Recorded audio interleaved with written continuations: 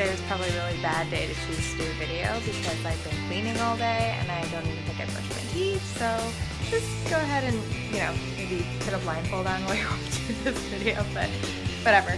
I'm making homemade pizzas today, and I thought it would be a good video because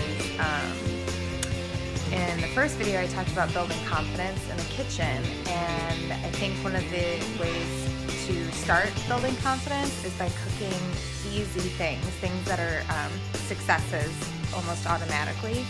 And then once you have a few successes, you start building your confidence and starting to see how recipes are constructed and which seasonings typically go together, things like that. So tip number one is start easy. Choose something either that you're familiar with or limited ingredients. Just maybe try not to get fancy to begin with. And then after that, you can just start thinking of things that you've had before and trying to make them at home, piecing the ingredients together. So homemade pizza, for example, I don't feel like making dough. I don't feel like waiting for the yeast to rise or the bread to rise and using yeast and all that stuff. So what we have is flour tortilla shells. And then we have some tomato sauce. And this was just a can of tomato sauce, and then I added some typical Italian seasonings: garlic, salt, oregano, parsley, basil.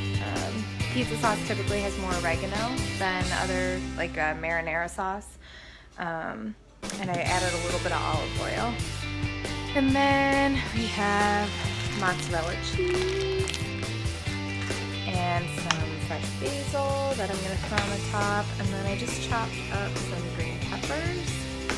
We have pepperonis.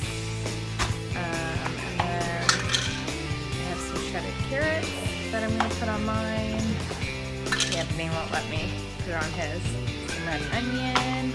And then I went ahead and drained some cannellini beans. I always put beans on my homemade pizzas, which might seem weird, but it's actually really good. And then I have some artichokes that I might throw on there. But the fun thing about trying out cooking at home or trying to make something like pizza at home is you can kind of experiment, and it doesn't have to be what you don't have to try and actually replicate something. You just kind of use something else as a guide, and then you can add to it. And adding all these different vegetables on a store pizza would be expensive, and at home it's a lot cheaper. And then you can, just make it however you want it. And then when the pizzas, and then I just throw them in the oven at 350 for like 20 minutes. And after they're done baking, then I melt some butter and some garlic salt, and I do the crust. And that's okay.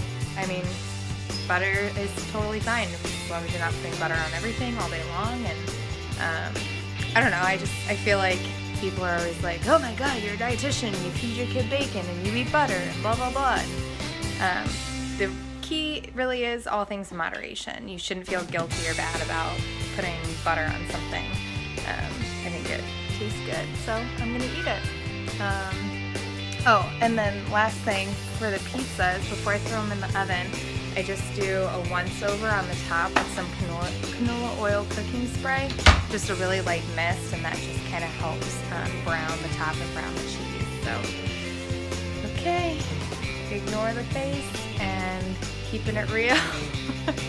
And let me know if you try making pizzas at home and the toppings that you put on them and whether they turned out good, and good luck cooking.